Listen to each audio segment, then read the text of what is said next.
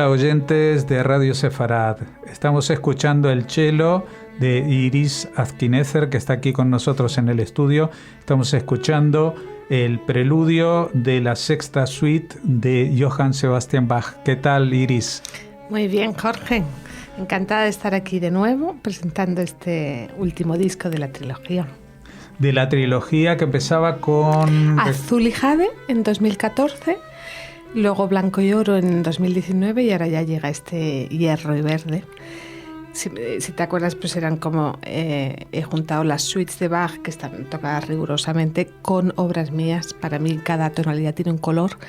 Entonces, pues el primer disco era Azul y Jade, que era el sol mayor de la primera suite y el re menor de la segunda. El segundo disco, Blanco y Oro, era el do mayor de la tercera suite y el mi bemol mayor de la cuarta. Y ahora ya nos llegan la quinta y la sexta, que son un do menor, por eso ese hierro, que es una escala de grises, es un material duro.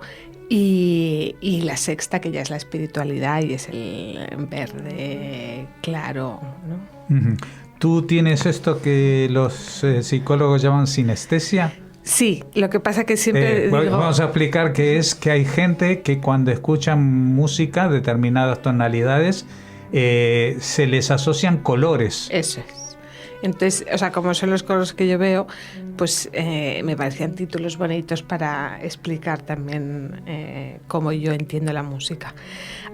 Quizá la trilogía está, uno, basada en esa manera de ver los colores, y dos, que si ponemos las 6 suites como si fueran las etapas de la vida, pues la primera y la segunda serían la infancia y la adolescencia, la tercera y la cuarta eran la juventud y la madurez, y ahora ya llegamos a la vejez, a la ancianidad de la quinta, y a la sexta, la espiritualidad.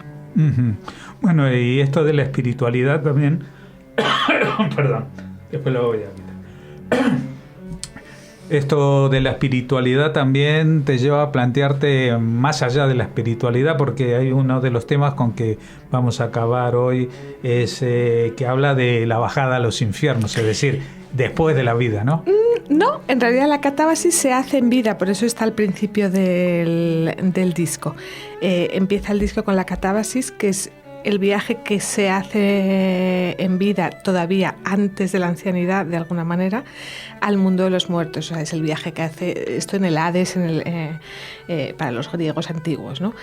Es el viaje que hace Orfeo a buscar a Eurídice. De los ancianos que lo hacen quizás sería Príamo, de alguna manera. Eneas también hace ese viaje, ¿no? Entonces todavía tiene ese punto de viaje del héroe, o sea, hay que hacerlo todavía con energía y rescatas algo o vas a preguntar algo para poder seguir viviendo. Entonces luego está esa vejez, que sería la quinta suite, que para mí tiene que, o sea, es paciente, pero también tiene juicio. O sea, ya no está hablando de la vida en sí, como era la cuarta, en la madurez, que ya hace una retrospectiva sobre la vida, sino que ya piensa más en la humanidad, en la quinta suite, el ser humano, ¿no?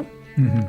Y luego viene otra obra mía, que es Entréme donde no supe y quedé menos sabiendo, toda ciencia trascendiendo, que es sobre unos versos de San Juan de la Cruz, de unas coplas maravillosas. ¿Qué es lo mismo? Aún no estás en la espiritualidad, sino es la experiencia mística. O sea, el poema dice: entréme donde no supe y quedéme no sabiendo, toda ciencia trascendiendo. Yo no sabía dónde entraba, pero cuando allí me vi, muchas cosas entendí. Todavía estás vivo. Y luego ya llega la sexta, que es la otra vida. Uh-huh. Y termino con Verde Vida, que vuelve a unir de alguna manera también con el principio, con el Azul y Jade, con la infancia, porque también pues me pilló en este momento que me ves aquí. Bueno, para los que no nos pueden ver, que son todos los oyentes, pues tiene lo que musicalmente se denomina un bombo. Ya 7 meses esperando a... ¿cómo se llama? A Diego. que se va a llamar Diego, y que me imagino que con esto debe ser bastante difícil acercarse al cello. Totalmente. Yo siempre supe que tenía las manos pequeñas, pero nunca había sentido que tenía los brazos cortos. Y ahora ya con este, pues claro, se hace bastante más difícil tocar el cello. Entonces, bueno, he tenido que arreglar un poquito la agenda y suspender ciertas cosas, pero bueno, con mucha alegría también. O si no, tocarlo como el contrabajo, ¿no? De pie o algo así. Sí, pero la sexta suite no se puede. Claro. Bueno, pues evidentemente este es un trabajo... ¿no te da un poco de apuro acabar una trilogía? Sí, hay un punto, pero bueno, también como es justo terminarlo antes de que llegue Diego, hay algo bonito también, porque han sido 10 años, en el fondo el primero fue 2014, este de 2024. Que era cuando recién habías vuelto de tus Alemania, estudios en Alemania. Sí. Y también, yo no sé si eso tiene que ver con la manera de entender la música tuya, porque no es muy habitual que un intérprete se ponga a componer, mezclar, imbuirse en el proyecto, ¿no? Sí. O sea, personalizarlo tanto. Sí, yo en el fondo porque no lo puedo evitar. O sea, hay músicos que es no... como la sinestesia, viene claro, de fábrica. Sí, también soy hija de compositora, o sea, siempre he estado. Entonces, hacer un disco solo con las suites de Bach, pues pienso, pues sí, ¿cuántos hay ya? Sin embargo, esta trilogía pues es única, porque de pronto es verlas de otra manera, es acompañarlas de otras obras, de otros lenguajes, que en el fondo yo me he criado con la suite de Bach. O sea, la primera vez que toqué la primera suite tenía 9 años. Y entonces, ya podías tocarla, porque no es tan sencillo tocar. Claro, a ver, no, para nada. Pero la primera, obviamente la sexta no podía. Yo recuerdo, con 11 años, estaba dando clases con Enrique Correa y entonces me dijo en la clase, dice, ¿sabes que en el fondo la primera es la más difícil de todos? Entonces bajé corriendo después de la clase y le decía a mi madre, ¿sabes que estoy tocando la suite más difícil de todos? Y mi madre, no es la más difícil. Técnicamente, él se refería a algo más bonito, que es como, vale, las notas quizás no son tan difíciles como la sexta, pero tocar algo sencillo bien es muy difícil, ¿no? Pero yo estaba muy orgullosa. Y aparte es un buen mecanismo pedagógico decir, sí, bueno, te quitas esto que es lo más difícil y después ya viene rodado, ¿no? Así que bueno, has pasado no por los infiernos, pero sí por el aprendizaje, ¿no? Pero tú me contabas, creo, en esta primera entrevista que tuvimos cuando recién llegabas de Alemania, que tu aprendizaje fue una experiencia muy bonita, es decir, no fue nada traumática, fue muy natural en el colegio del pueblo en que vivíais. Sí, o sea, yo me crié en Arenas de San Pedro, en Ávila.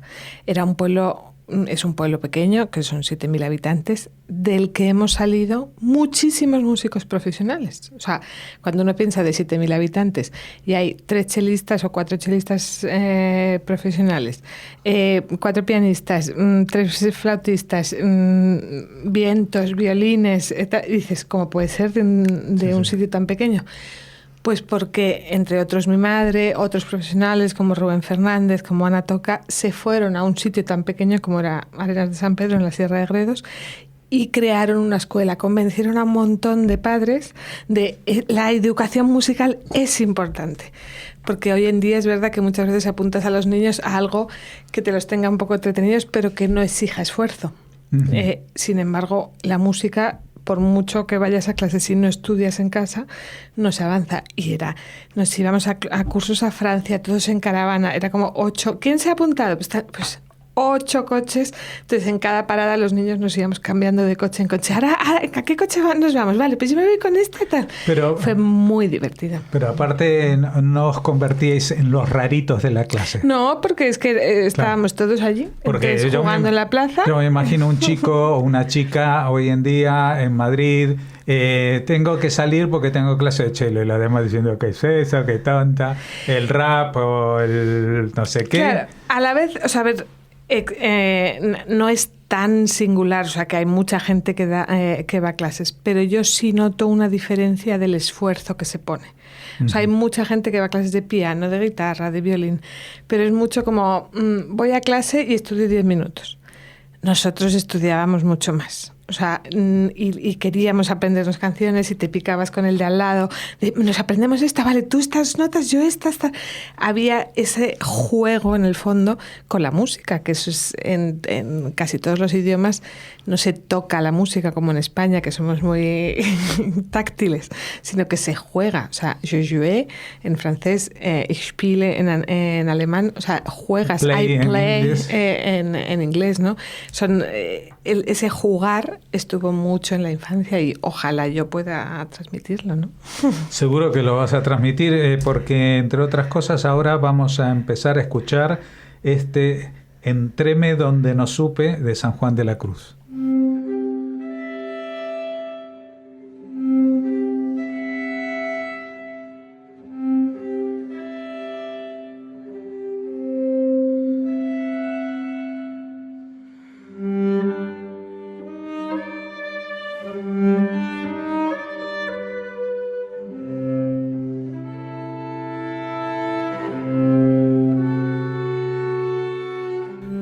Bueno, mientras sigue sonando esta pieza que es de tu creación, podemos hablar de esto, o sea, lo de crear tu propia música, porque en general en el mundo, digamos, de la música, el que se dedica a la composición se centra en la composición y no hace otras cosas. Es más difícil combinarlo quizás con dirección de orquesta, etcétera, pero ser instrumentista solista o en música de cámara, complementarlo con la composición, para ti fue muy natural. ¿Lo hacías también Sí, lo hacía desde pequeña, entonces para mí ha sido un proceso natural y también las exigencias son diferentes, es decir, o sea, por una parte está mi historia y por otra la de la música clásica. O sea, la música clásica es algo que se da en Europa durante unos siglos y también se debe mucho a la especialización. Por eso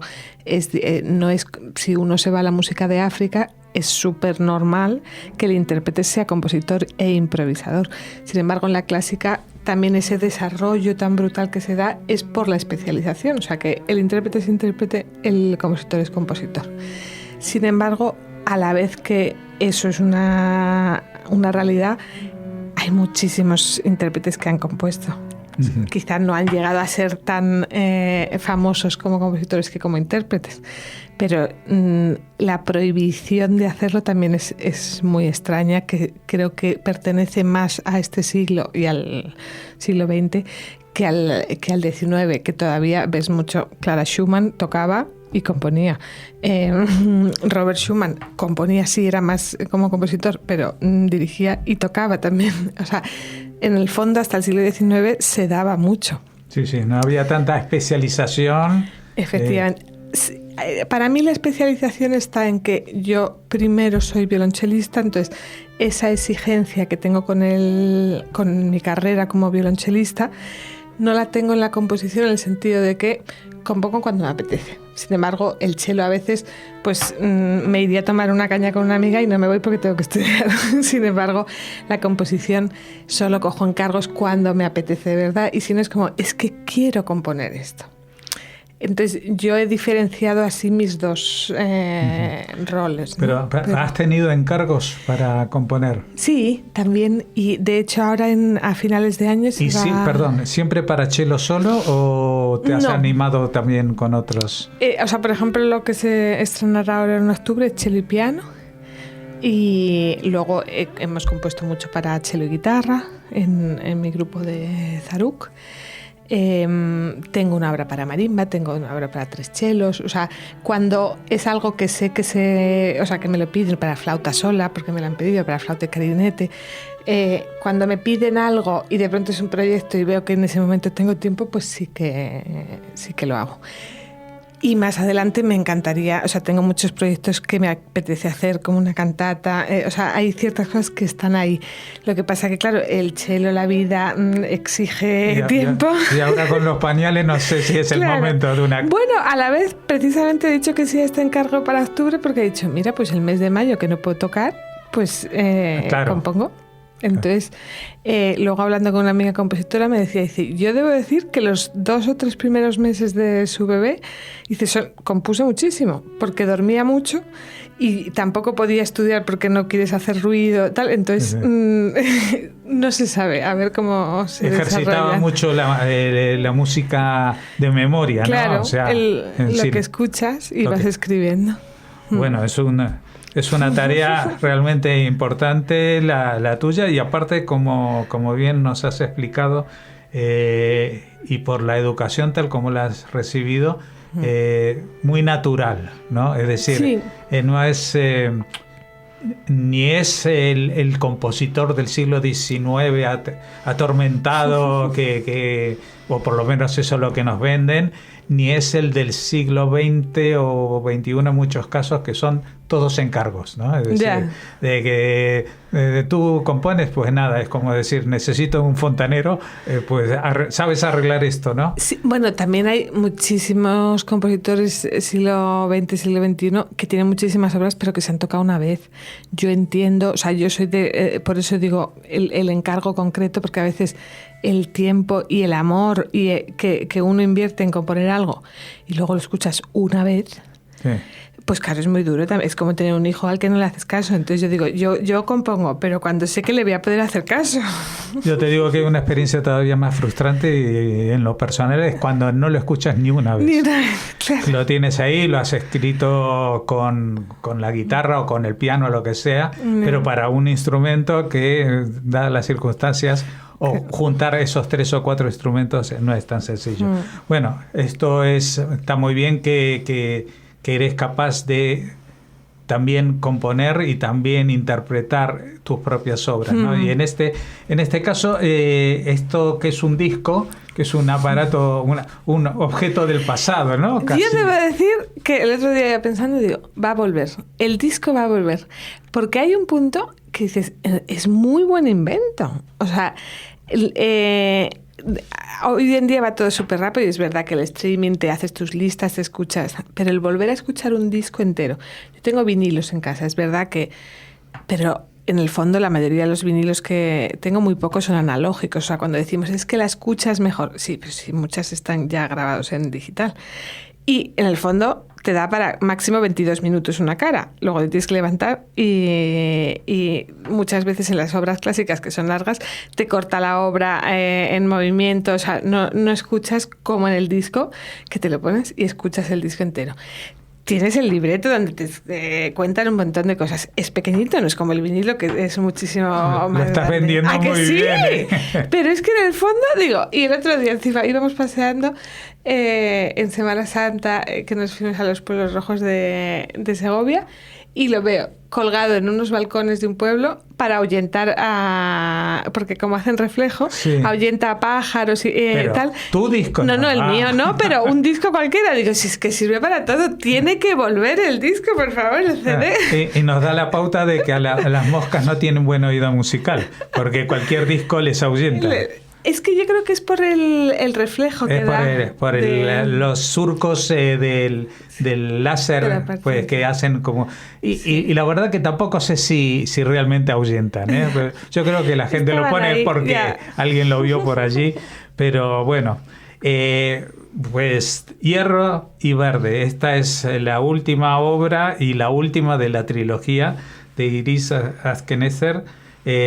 Y bueno, vamos a despedirte con una obra que es la que abre el álbum y que es de tu composición.